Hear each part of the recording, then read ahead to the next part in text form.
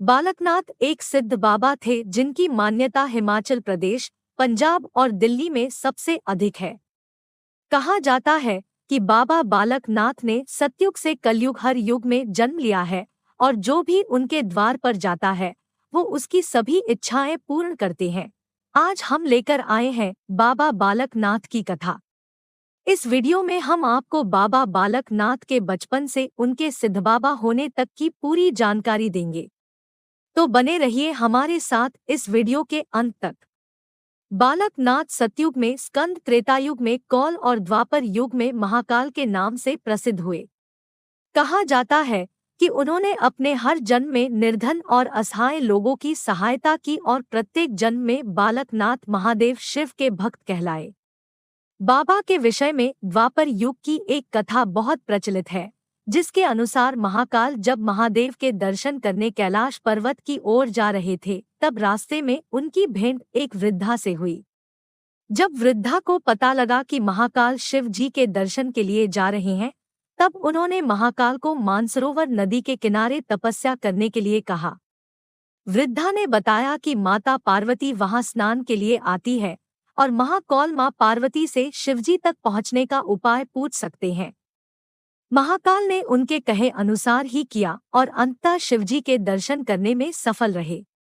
महाकाल की भक्ति और लगन को देख शिवजी ने प्रसन्न होकर आशीर्वाद दिया कि उन्हें कलयुग में सिद्ध प्रतीक के रूप में पूजा जाएगा और चिरायु तक उन्हें बालक की छवि में रहने का वरदान भी दिया।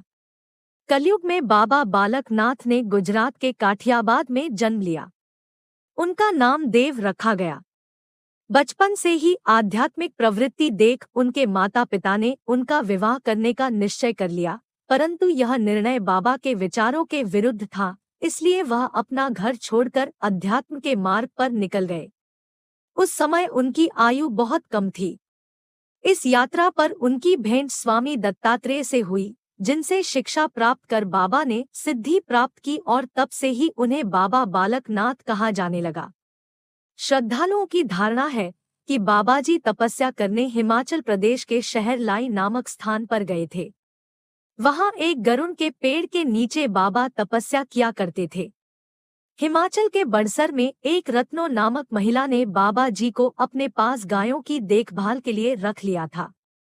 रत्नों का कोई पुत्र नहीं था, इसलिए बाबा को रत्नों ने पुत्र के रूप में ही स्वीकार कर लिया था। रत्नों उन्हें हर दिन खाने के लिए रोटी और पीने के लिए लस्सी देती थी। बहुत बार बाबा तपस्या में लीन होने के कारण खाना पीना भी भूल जाते थे। एक बार रत्नों ने तंज कसते हुए कहा कि वो उसकी गायों का ठीक से ध्यान नहीं रखते, जबकि रत्नों उनके खाने पीने का पूरा ध्यान रखती है। यह सुनकर बाबा जी ने उस घर उनके पेड़ के तने से रोटी और जमीन से लस्सी को उत्पन्न कर रत्नों को वापस कर दिया। सिद्ध बाबा की यह बात दूर दूर तक फैल गई। आज हिमाचल के हमीरपुर से लगभग 45 किलोमीटर दूर जगमोहन नामक पहाड़ी पर बाबा बालकनाथ का दिव्य सिद्धपीठ है। इस स्थल को दियोट सिद्ध भी कहा जाता है, क्योंकि यहाँ सदैव एक द्यूत अर्थात दीपक जलता रहता है। मंदिर में एक प्राकृतिक गुफा है। कहा जाता है कि यहाँ पर ही बाबा का निवास स्थल था।